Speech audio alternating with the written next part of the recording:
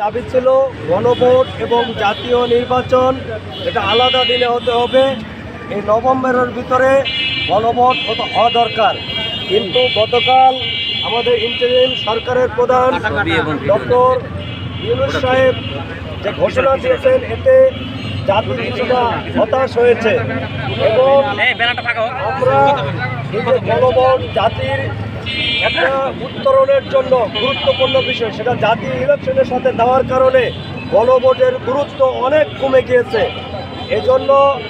অনেকে এখন বলছেন যে গণভোটের চেয়ে তাদের হচ্ছে যে আলু আর পেঁয়াজি হয়ে যাচ্ছে তাদের কাছে গুরুত্বপূর্ণ, কিন্তু তাদের দলের প্রধান এক সময় কিন্তু এই গণভোট করেই তারা ক্ষমতায় ছিল। গণভোটটা